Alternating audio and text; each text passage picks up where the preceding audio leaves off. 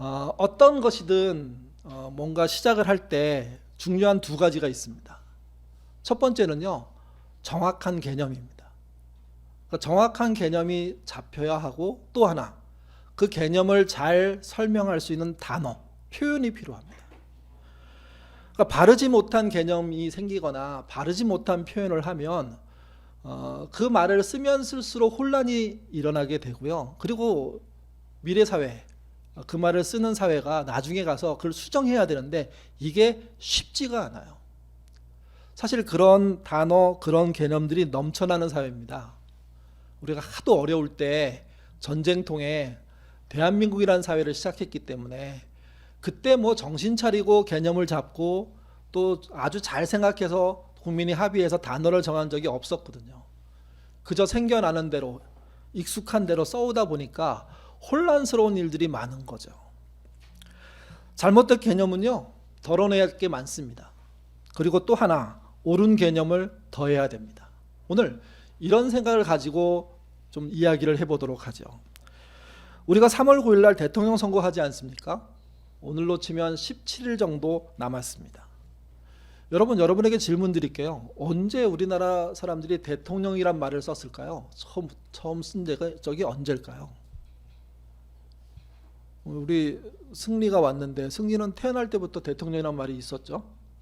근데 저도 그래요. 저도 어렸을 때부터 대통령이란 말이 있었습니다. 근데 어떤 말이든 거슬러 올라가면 시작이 있을 거 아니에요.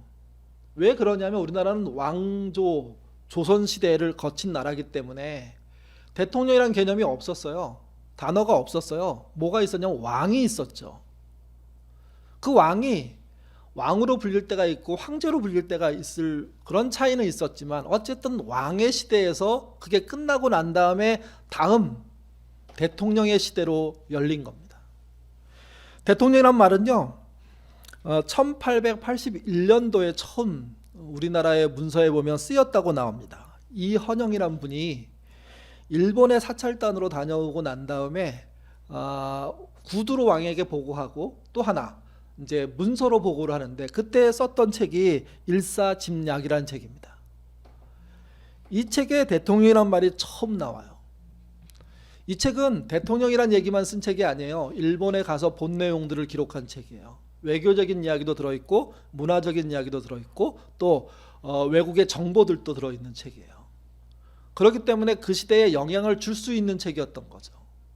이 책에 이헌영이 일본에 가서 본 신문기사 이야기가 나옵니다. 그 신문기사의 내용이 이렇습니다. 신문을 보니 미국 대통령이 총격을 입어 피해되었다라고 한다. 그러니까 이헌영이라는 사람이 영문으로 된 소식들을 일본 신문이 번역을 해서 거기다가 이제 소식들을 정리해 놨는데 미국 대통령이 총격을 당한 거예요. 테러를 당한 거죠. 그리고 대통령이라는 단어를 쓰고 난 다음에 가로치고 설명해 놨어요. 대통령은 곧 뭐를 표현하는 말이다? 국왕, 왕을 표현하는 말이다. 이렇게 써놓은 거죠. 지금으로 치면 이게 신조어라는 말이 됩니다. 새로운 말이 됩니다. 그 전까지는 없었던 말이에요. 근데 미국에 우리나라에 왕 같은 존재가 있는데 그 사람을 부르는 말이 있고 그 말을 일본말로 옮겼는데 그게 대통령이라는 거다라는 이야기를 기록해 주고 있는 거죠. 여러분에게 질문 드립니다. 이 이헌영이 미국의 대통령이란 말, 어떤 말을 번역해서 대통령이라고 했을까요? 다 알고 있는 것처럼 프레지던트, 그 말을 번역한 겁니다. 근데 문제가 있습니다. 영어 프레지던트는요, 왕이란 뜻은 아닙니다. 뜻이 뭐냐면 앞에 앉아 있는 사람 또는 앞서가는 사람 의미가 있고요. 또 한 가지, 회의를 인도하는 사람 또는 의장이라는 뜻이 있습니다. 여러분, 회의를 인도하는 의장이 우리나라의 왕이라는 개념과 일치할 수 있을까요? 그렇지 않죠. 앞서가는 사람, 리더라는 의미가 우리가 말하는 왕과 일치하는 개념입니까? 그러니까 새로운 시대에 새로운 이야기를 들었고 그걸 개념 잡아서 단어로 표현했는데 문제는 현장에서 쓸 때 그 느낌이 실제 세월이 지나가면서 사용되면서 생기는 문제를 안고 있었던 거죠. 왜? 의미 자체가 일치하지 않기 때문이에요. 왕은요, 회의 인도자가 아닙니다. 앞서가기는 하지만, 앞장서기는 하지만, 가장 대표를 하지만, 그러나 전권을 진 존재죠. 대통령은요, 전권을 진 존재가 아니에요.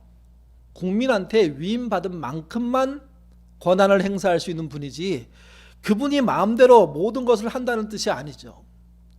여러분, 대통령이라는 뜻이 뭡니까? 크게 거느리고 다스리는 사람이란 뜻이에요. 왕을 표현한 말이에요, 이게. 문제는 그래서 이 땅의 사람들이 대통령을 국부라고 불렀던 거예요. 그 다음에 영부인을 뭐라고 불렀습니까? 국모라고 불렀던 거예요. 이유는 간단해요. 대통령을 왕으로 받고 그가 우리의 아버지고 우리의 어머니라고 생각했기 때문에 그렇게 불렀는데, 문제는 이런 사실이 사회가 발달할수록 장애가 된다는 겁니다. 요즘 아시는 것처럼 대통령 선거를 앞두고 나오는 이야기들 중에 하나가 권한이 너무 세다. 정말 정치적이고 외교적인 개념 정도만 갖고 있는 대통령으로 축소하자. 더 많은 권한을 국민에게 나누어야 된다. 왜 그렇게 얘기합니까? 우리는 왕을 뽑는 게 아니기 때문입니다. 우리를 대표해서 한국 사회에 의장 역할을 해줄 수 있는, 때때로는 앞장서기도 하고 때때로는 우리 안에 들어오기도 하고 때때로는 우리 뒤에서 우리를 밀어주기도 하는 그런 존재로서의 일하는 일꾼을 세우는 것이지 왕을 세우는 거 아니거든요. 그래서 대통령이라는 단어를 통해서 명확하게 덜어낼 게 있습니다. 왕이란 개념을, 권력의 최정점이란 그것을 걷어내야 됩니다. 덜어내야 됩니다. 반대로 뭘 집어넣어야 될까요? 뭘 더해야 될까요? 국민의 대표, 국가라는 회의체의 의장, 그리고 자신의 권한을 남용하지 않는 존재라는 것을 집어넣어야 됩니다. 대통령과 함께 쓰이는 경칭이 있습니다. 여러분, 뭐라고 대통령을 요즘 부르십니까? 여러분들은? 님 아닙니까? 아닌가요? 나 대통령 이렇게 부르나요? 우리 집사님 이렇게 부르기도 하죠. 집사 이렇게 부르기도 하잖아요. 아마 그게 우리나라가 말하는 일반 경칭의 표현입니다. 씨라는 말도 있는데 누구누구 씨, 이것도 경칭이에요. 사실은요. 이게 하대하는 거 아니에요. 그분 자체로 받아들이는 표현이 씨예요. 그러니까 그냥 그의 역할을 부르거나 님을 붙이거나 씨라고 붙이는 게 아마 우리들이 지금 쓰고 있는 걸 거예요. 근데 조금만 거슬러 올라가도, 아니 지금도 그런 분들 계세요. 대통령을 각하라고 부르는 분들 있죠. 각하는요, 조선시대의 경칭으로 따지면 가장 낮은 등급의 경칭입니다. 조선시대에 더 높은 경칭이 많아요. 황제에게 사용했던 경칭은 폐하였습니다. 또 왕이나 왕후에게 쓰였던 경칭은요, 전하. 아마 우리가 전하란 말을 많이 들었을 겁니다. 그리고 세자에게는 뭐라고 썼나요? 경칭을 아십니까? 세자, 저하. 한국 드라마는 사도사자 말고는 나오는 주인공이 없나 봐요. 해마다 한 번씩 나와요. 그때 저하란 얘기 많이 나오죠. 그리고 정승에게 붙이는, 그러니까 그 밑에 이제 관료들에게 붙이는 경칭이 있는데 그게 좀 잘 안 쓰지만 하파란 말이 있습니다. 하파. 그리고요, 하급 관리에게 쓰는 게 뭐냐면 우리가 지금 대통령한테 붙여서 썼던 각하란 말입니다. 되게 이상해요. 대통령의 뜻은 왕같이 생각하면서 붙인 경칭은 관리 중에 가장 낮은 경칭을 붙인 거예요. 저는 이 정도 되면 국어원에서 난리가 나야 된다고 생각해요. 이게 말이 되냐 이게. 제대로 이름을 정하고 그 다음에 경칭도 제대로 정하자. 그래서 대통령님 이렇게 절충안을 만들게 하는 모습을 보면 저는 더 적극적으로 여기에 대한 개념 정리가 필요하다고 생각해요. 특별히 각하란 단어는 안 써야 돼요. 왜 그러냐면요, 각하의 유래는 우리 사회보다는, 조선 사회보다는요, 일본의 영향이 더 커요. 일본도 왕이 통치하는 나라였잖아요. 지금도 왕이 존재하고요. 그들이 자신의 신하들을 부를 때 각하라고 부릅니다. 특별히 중하위층의 그런 그 직책을 맡은 사람들에게. 그걸 언제 우리나라가 알게 됐냐면 그들이 우리를 지배할 때 조선 총독부를 세웠잖아요. 그리고 거기에 총독을 보냈죠. 총독에 붙였던 경칭이 각하입니다. 그러니까 총독 각하가 되는 거예요. 일제시대가 끝나고 난 다음에 우리가 독립을 했는데 참 여러 가지를 저희가 쓸데없는 걸 우리가 받아왔거든요. 그 중에 하나가 대통령 각하라고 부른 거예요. 한동안은요, 대통령을 각하라고 부르지 않으면 경거망동하는 행동이라고 해서 대단히 미움받고요. 저는 설교단에서도 대통령 각하라고 했던 이야기 많이 들었던 기억납니다. 근데 그게 일정 부분 무지한 거예요. 그게 일정 부분 일제의 잔재인 거예요. 심지어 지금도 각하라고 부르는 분들이 있는데 내막은 모르겠지만 그가 쓰고 있는 말이 거기다 붙일 말이 아니라는 거죠. 이게. 다시 말씀드려서 우리 사회는 각하란 말을 덜어내야 됩니다. 그리고 거기다 뭘 붙여야 될까요? 누구누구님, 누구누구 씨로 부르면 되는 겁니다. 여러분, 님이란 표현과 씨라는 표현, 그리고 누구누구란 표현이 우리 사회에 맞는 표현이고 한 걸음 더 나가면 성경적인 표현하고 다르지 않은 표현입니다. 오늘 본문은요, 유명한 본문이죠. 부자 청년과 예수님의 대화 이야기입니다. 청년의 관심은 그거였습니다. 영생에 대한 거였어요. 부자 청년은 자신의 관심사를 해결하기 위해서 예수님을 만나러 가죠. 그리고 오늘 우리가 번역한 성경 개역개정에 보면 어떻게 어떤 식으로 예수님을 찾아가서 만났다는 얘기보다는 그냥 가서 만난 거로 돼 있어요. 근데 실제 이야기는 예수님이 가는 길을 가로막고 서서 대화가 시작되는 겁니다. 여러분이 누군가 막 길을 열심히 가는데 그 사람이 자기보다 좀 위에 있는 분인데 그분의 길을 서슴없이 가로막고 그 다음에 질문 던지는 경험들 해보셨습니까? 그러기 쉽지 않습니다. 이 본문은요, 시작 자체가 매우 건방진 젊은이가, 근데 그가 부자예요. 선생님이라고 부르는 랍비 앞에 대담하게 길을 가로막고 자기 질문을 그냥 던지는 거예요. 그러니까 그 질문을 받는 분이 얼마나 기분 나쁠까요? 얼마나 화가 날까요? 만약에 꼬장꼬장한 정말 격식 따지고 막 이런 분이면 대답도 안 했을 거예요. 버르장머리 없다가 한 대 주워 박혔겠죠, 이게. 그러니까 그런 상황으로 이 본문을 보셔야 돼요. 부자 청년이 정말 당당하게 자기가 선생님이라고 부를 수 있을 만한 분, 그 당시에 가장 유명한 분인 예수님을 찾아가서 그 길을 가로막고 자기 질문을 던지는 거죠. 질문이 이런 거예요. 선생님, 제가 무슨 선행을 해야 영생을 얻겠습니까? 무슨 선행을 해야 영생을 얻겠습니까? 이야기 자체를 가만히 들어보면 가상한 면이 있어요. 젊은이가 도대체 어떤 일을 해야 영생을 얻습니까? 이렇게 질문하는 것 자체가 그래, 괜찮다라고 볼 수 있죠. 근데 예수님의 반응이 안 좋아요. 예수님의 반응은 이렇습니다. 그 답이 이래요. 어째서 나에게 선한 것을지 무엇인지 묻냐? 이렇게 시작합니다. 네가 나한테 선한 것을 물은 것 자체가 문제다. 그런 질문이 가당치나 하냐? 뭐 이런 식의 답변으로 돌리는 거예요. 우리는 예수님이 인자하시고 온화하시고 우리의 얘기를 경청하시고 우리에게 최선의 사랑을 보여주면서 얘기할 거라고 생각하는데 이 본문에서는 아니요, 적대적으로 대하세요. 굉장히 불쾌하게 말씀을 시작하세요. 그리고 이어가요. 선한 분은 하나님 한 분뿐이다. 선하다는 얘기를 사람에게 수식어로 붙이고 이거 문제가 있다, 이런 지적부터 시작하는 겁니다. 그러니까 예수님이 이 청년의 행동을 쉽게 본 게 아니라는 거죠, 이게. 그리고 그 질문에 이렇게 말합니다. 하나님의 생명에 들어가고 싶거든 그분의 말씀대로 해라.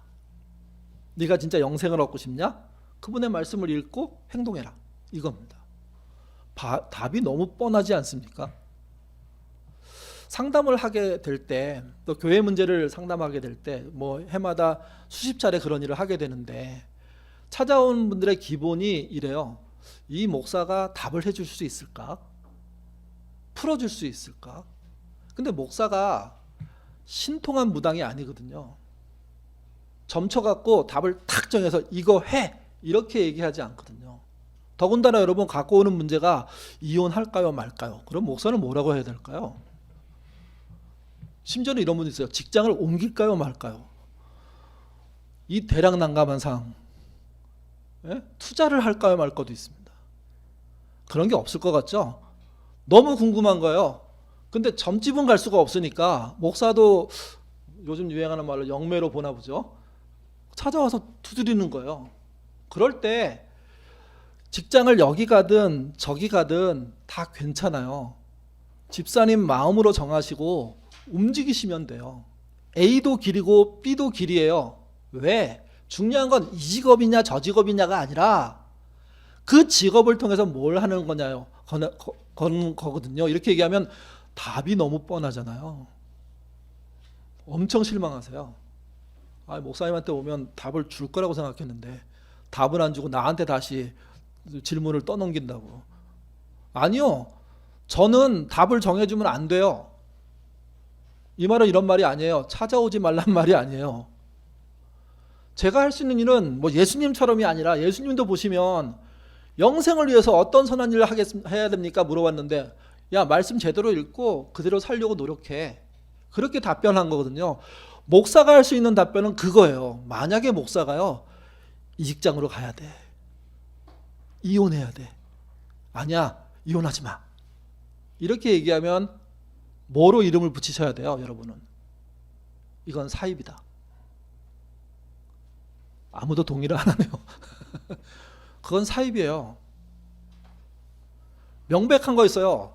어떤 직업이 하나님의 뜻일 수 있긴 있어요. 그렇지만 여러분, 내 앞에 선택지가 2개 있을 때 한 곳만 하나님의 뜻인 경우는 없어요. 주님은 여러분이 어떤 일을 해도 괜찮아요. 거기서 여러분의 책무를 열심히 노력하고 성실히 일하는 게 필요한 거예요.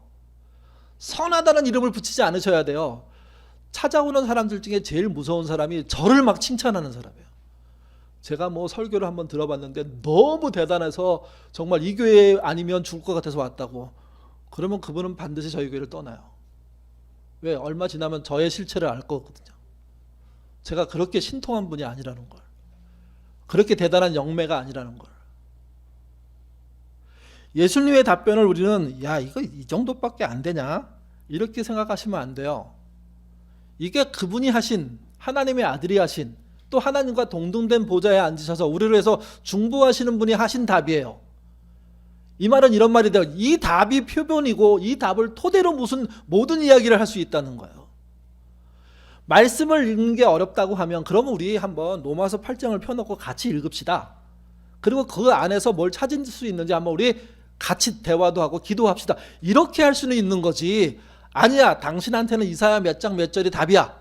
아니야, 너는 요한계시록 몇 장으로 가야 돼. 아니야, 너는 마태복음을 봐야 돼. 이렇게 얘기할 수가 없다고요. 그렇게 하면 그거는 무당이 되는 거예요. 그게.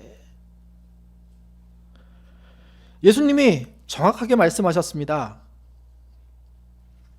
선한 분은 하나님 한 분밖에 없고 만약에 길을 찾는다면, 네가 진심으로 찾는다면 그분의 말씀을 들어서 해야 한다는 거죠. 이게. 질문 하나 드리겠습니다. 부자 청년은 어떻게 부자가 됐을까요? 둘 중에 하나죠. 자기가 노력해서 부자가 된 경우, 사업해서 부자가 된 경우가 있을 거고, 또 하나, 이게 훨씬 더 유력한 건데, 아버지가 부자인 경우. 이분은 사업해서 부자가 된 분일까요? 아니면 아버지 걸 물려받아서 부자가 된 분일까요? 사실은 몰라요. 그렇지만 사업보다는 본인의 아버지 것을 물려받아서 어려서부터 눈을 떴을 때부터 부자였을 가능성이 매우 높은 사람이에요. 그리고 어쩌면 그 돈을 빨리 상속받았을지도 몰라요. 아버지가 돌아가셔서. 그래서 그 돈을 전부 본인이 쥐락펴락할 수 있는 그런 자리에 올라간 분일 수 있어요. 여러분, 아버지의 도움으로 부자가 된 사람들의 특징은요, 의식주에 대한 고민이 없습니다. 교육에 대한 최고의 혜택을 받고 살아갑니다. 인생에서 모험이 굉장히 중요한데 하고 싶은 것을 하려고 할 때 여러분 기회가 없거나 돈이 없거나 환경이 안 되거나 그래서 못하는 분이 수두룩하잖아요. 근데 이 사람에게는 그런 거 없었을 겁니다. 아버지 저 이런 거 좀 하고 싶은데요. 그래? 최고의 선생님 구해줬을 거예요. 최고의 환경을, 또 여행을 가기로 한다면 가장 편안하면서도 가장 안전하면서도 가장 볼 수 있는 좋은 것들을 보러 다니는 사람이었을 겁니다. 물론 이거를 극대화시키면 그렇다는 거죠. 또 한 가지, 아버지의 배경을 전부 받은 사람일 겁니다. 아버지는 자수성가에서 만약에 배경을 만들었다면 이 사람은 그냥 아버지의 소개로 이 사람이 누구야? 필요할 때 이렇게 연락해. 이 사람은 누구야? 어떤 일을 하고 있어? 이 사람은 뭐야? 이런 것을 가진 사람이에요. 여러분, 이렇기 때문에 그 사람의 태도가 당당했던 거예요. 거침없이 선생님이라고 부르는 앞에 길을 막아섰던 거예요. 그리고 이렇게 말한 거예요. 내가 더 선한 일을 하고 싶은데 뭘 하면 좋겠냐고, 뭘 하면 영생을 얻겠냐고 그렇게 얘기한 거죠. 거기에게 돌아온 답이 말씀 읽고 그대로 살아. 예수님은 그렇게 대답하신 거예요.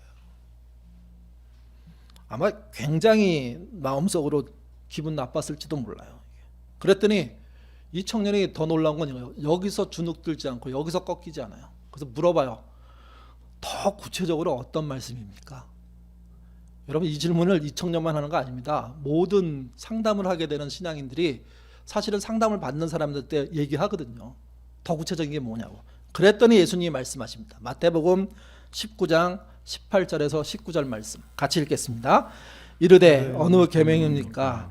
예수께서 이르시되 살인하지 말라, 간음하지 말라, 도둑질하지 말라, 거짓 증언하지 말라, 내 부모를 공경하라, 내 이웃을 내 자신과 같이 사랑하라 하시는 것이니라. 하나하나 나열하는데 우리가 금방 앞에 우리 교독할 때 들었던 얘기하고 좀 많이 일치하잖아요. 십계명의 일부분을 얘기한 거예요. 순서가 좀 바뀌어 있지만 5계명부터 그리고 10계명까지 그것을 얘기한 거예요. 앞에 1에서 4계명이 빠져 있어요. 이건 해석이 좀 분분해요. 왜 그 얘기를 안 했을까? 저는 이렇게 생각해요. 굉장히 큰 부자에게 하나님을 섬기는 것이라는 것은 어려운 일이 아닐 수 있어요. 왜 그러냐면 일단 사람이라는 게 주변 사람들하고 비교하게 돼 있잖아요. 그때 여러분, 부자가 갖고 있는 유리한 점이 뭡니까? 누구도 입지 않는 가장 최상의 옷을 입고 예배에 나올 수 있습니다.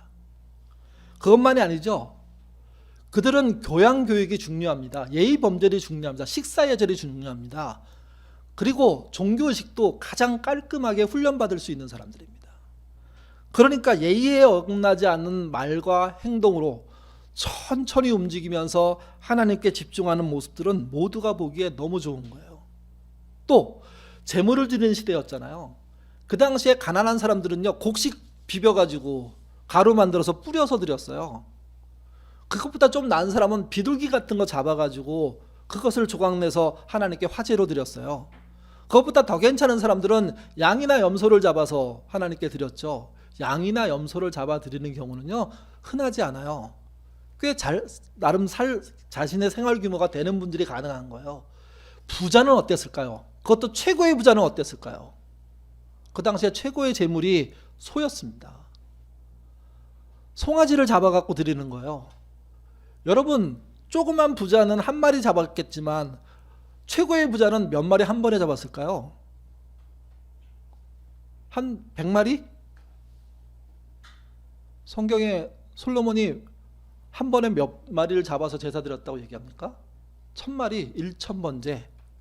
그게 1000번의 번제가 아니에요. 태운다는 번제예요. 1000마리를 한꺼번에 태우는 번제를 드린 거예요. 그러니까 그 후대 사람들의 생각에, 야, 내가 진짜 성공하면 솔로몬처럼 해야지, 1001마리를 목표로 하지 않을까요? 부자란 하나님께 나아가는 모습을 보일 때 주변 사람들이, 하나님은 모르겠지만 주변 사람들이 느끼기에는요, 누구보다도 잘 드릴 수 있는 사람이에요. 또 한 가지, 안식일은 쉬는 날이잖아요. 하루 벌어서 하루 사는 사람들은요, 안식일 쉬는 게 그렇게 평안하지 않아요. 당장 내일 새벽부터 일 나가야 되거든요. 근데 만약에 내일 새벽에 일이 없어요. 그래서 쉬라는 통보를 받아서, 그러면 안식일 쉬고 그 다음날 쉬어야 돼요. 그게 3일로 이어지면 여러분, 밥 먹고 사는 게 걱정이에요. 그래서 안식일날 쉴 수가 없어요. 마음이 조마조마하죠. 누가 안식일날 가장 편안하게 성경의 말씀에 따라 푹 쉴 수 있습니까? 부자예요. 자기가 안 움직여도 다 일해주는 사람이 있는 이 부자라는 개념이 너무 모든 사람이 추앙하고 그리 가고 싶어 하는데 이 개념이 어쩌면 자기의 능력과 돈과 자기의 힘으로 하나님께 가장 잘 보이려고 할 수 있으면 할 수 있는 분들이라는 얘기예요. 이게. 그래서 그분들에게는 1부터 4계명에 대한 이야기를 안 했던 것 같아요. 너무 잘하니까, 너무 깔끔하니까.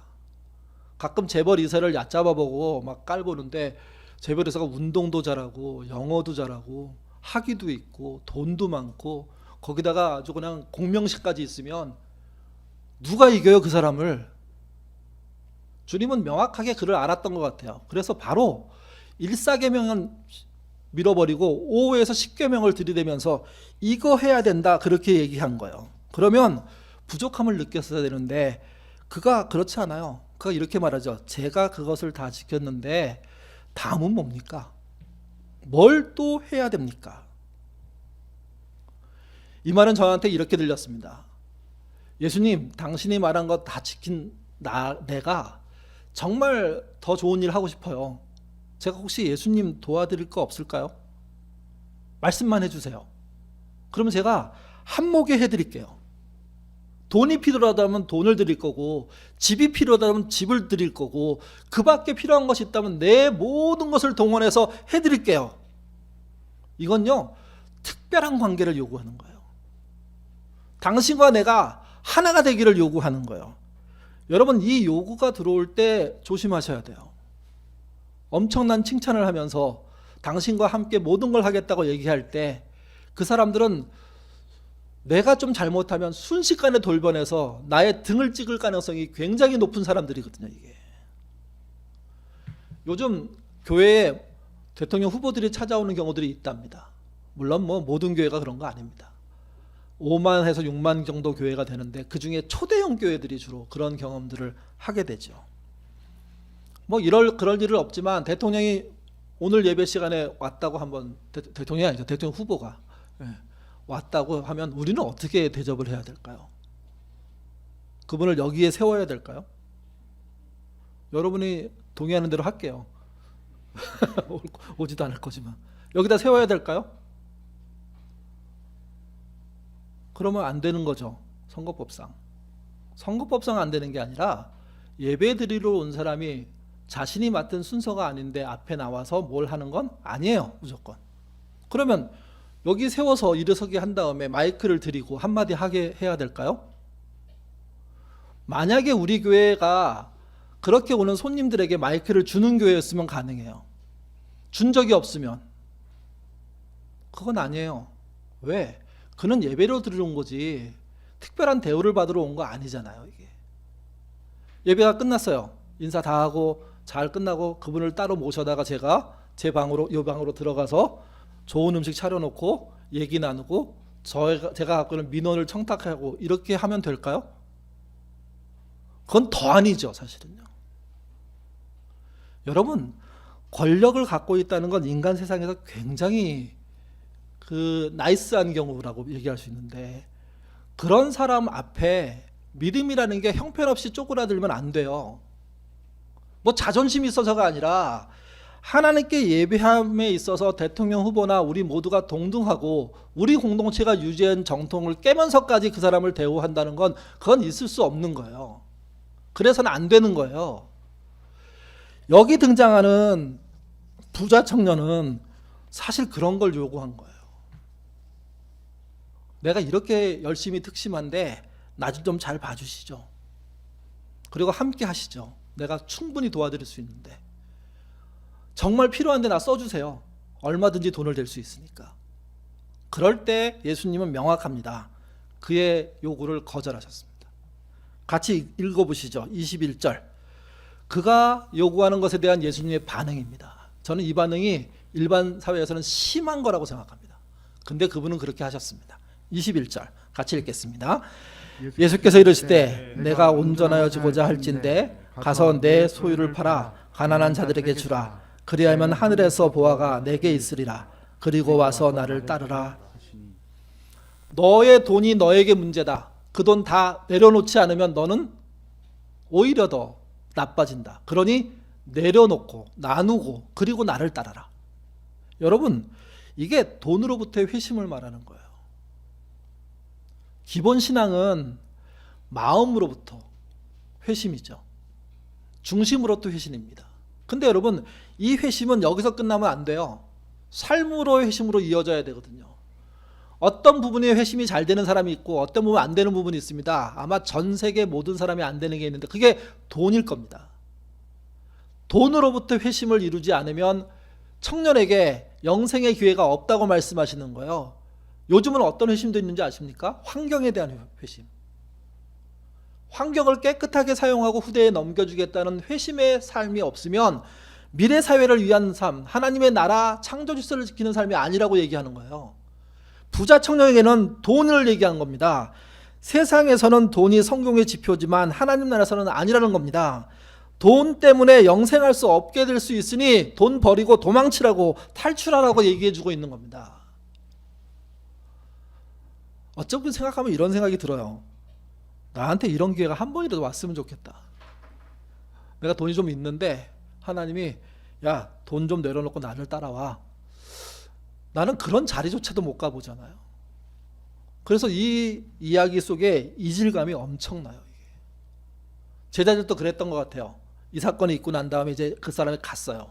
제자들끼리 모여 있는데 서로 설왕설래하고 있는 거예요. 도대체 예수님의 뜻이 뭐냐? 도대체 무슨 얘기를 하는 거냐? 그래서 이 본문은 사건이 끝나고 난 다음에 결론이 따로 나와요. 다시 한번. 그 결론이 23절에서 24절이에요. 예수님이 마지막 결론을 어떻게 내셨는지 같이 읽어보겠습니다. 예수께서 제자들에게 이르시되 내가 진실로 너희에게 이르노니 부자는 천국에 들어가기 어려우니라. 다시 너희에게 말하노니 낙타가 바늘귀로 들어가는 것이 부자가 하늘의 나라에 들어가는 것보다 쉬우니라. 불가능하다는 얘기를 하는 거예요. 명확하게 말씀하신 거예요. 돈의 능력으로 천국에 갈 수 없다.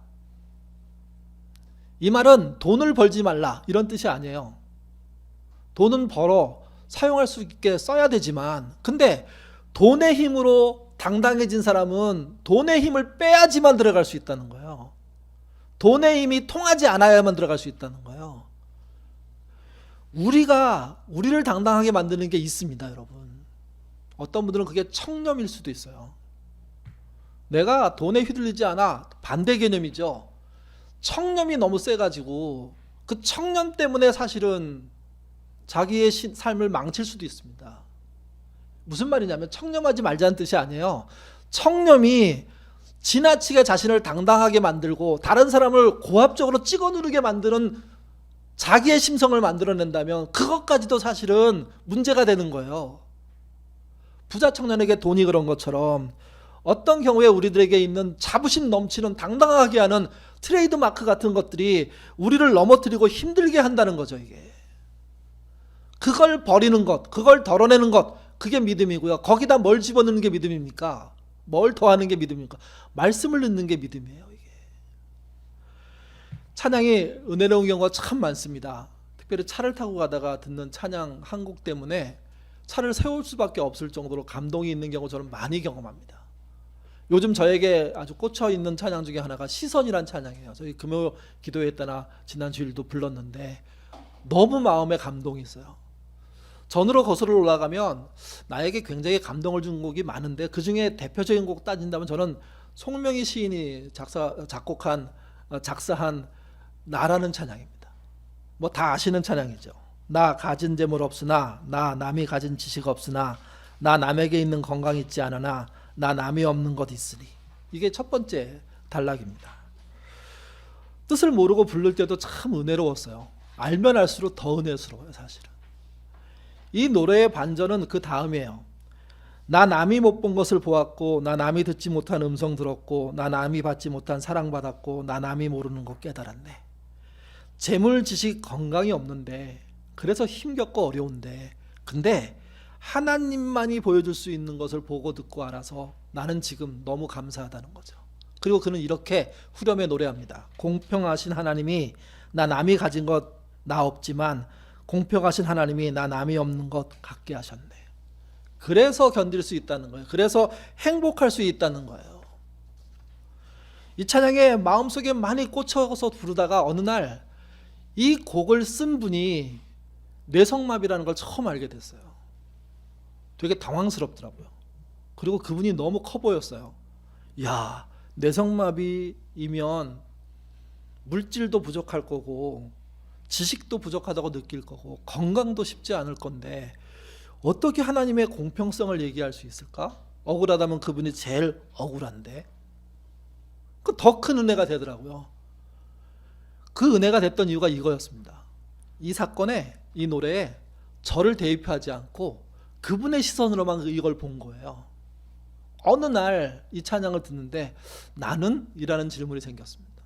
그리고 어느 날 책을 읽다 보니까 비슷한 고민을 한 분이 계셨는데 그분도 나는? 이렇게 질문했더라고요.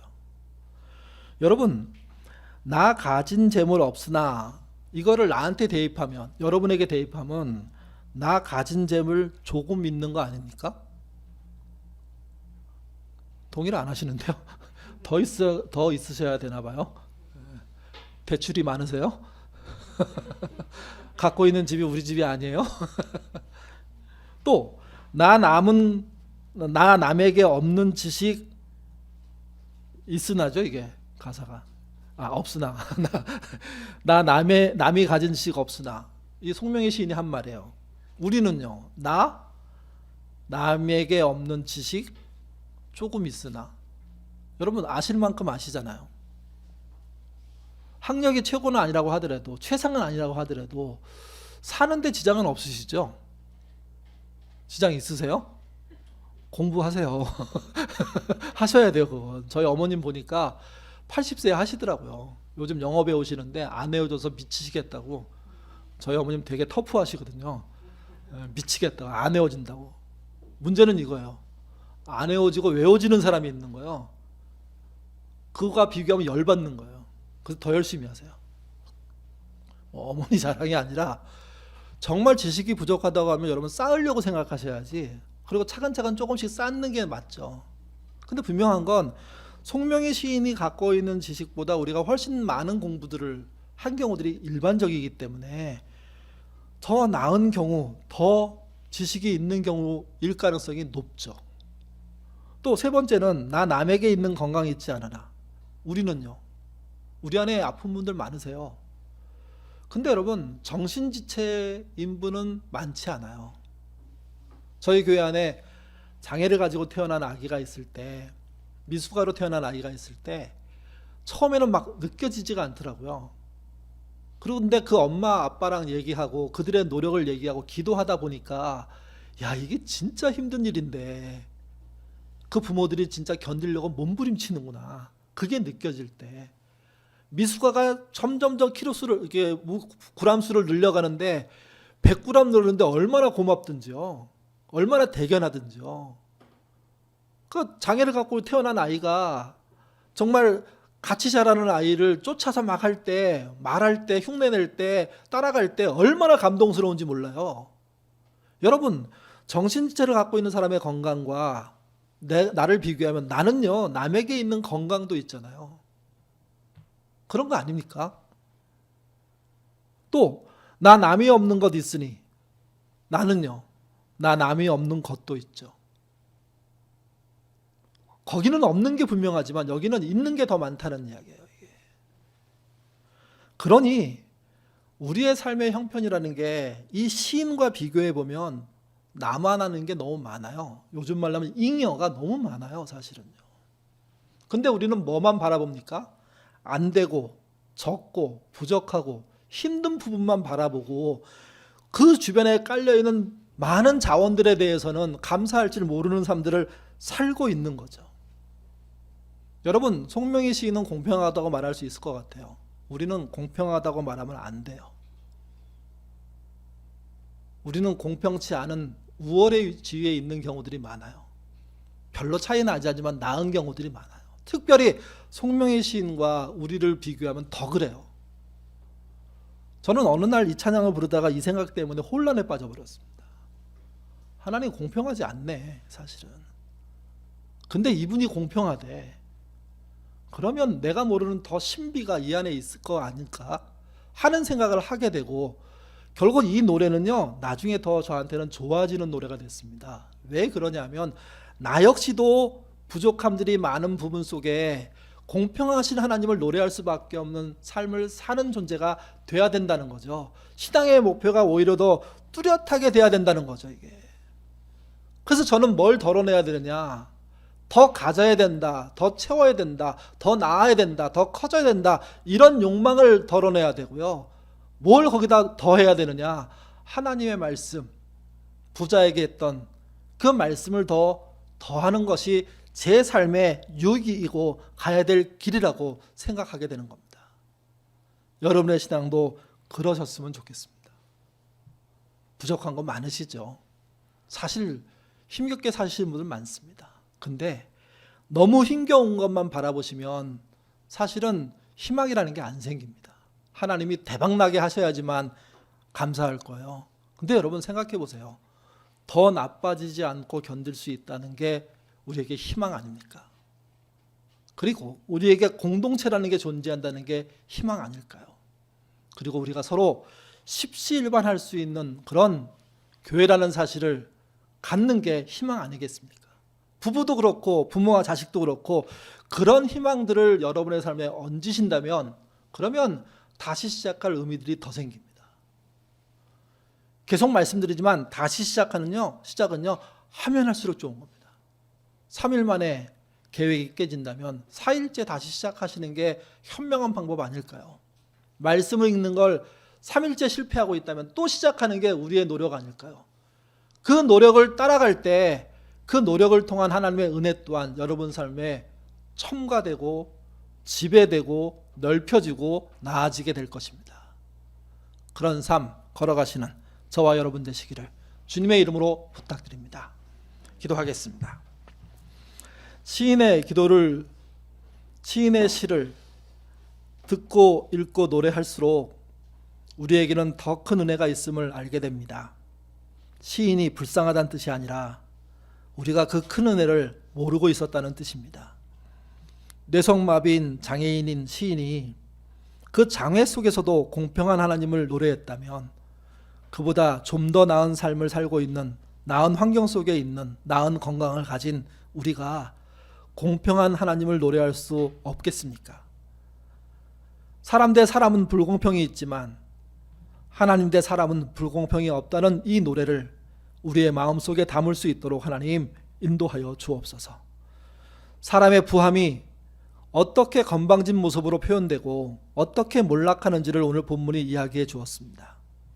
우리가 갖고 있는 부가 우리를 건방지게 만들지 않도록 겸손하게 사용할 줄 아는 신자 되게 도와주시고 오히려 내게 있는 부의 잉여들을 더불어 함께 십시일반으로 나눌 수 있는 그런 믿음의 사람 되도록 인도하여 주옵소서.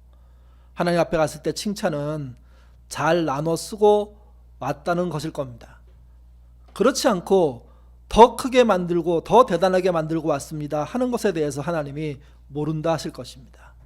우리의 신앙 좌표를 처음부터 부자 청년처럼 잡지 않게 하시고 송명이 시인처럼 잡는 그런 신앙인 되도록, 그래서 덜어낼 것을 덜어내고 더할 것을 더하는 믿음의 삶 살도록 인도하여 주옵소서. 감사하며 예수님 이름으로 기도드립니다. 아멘.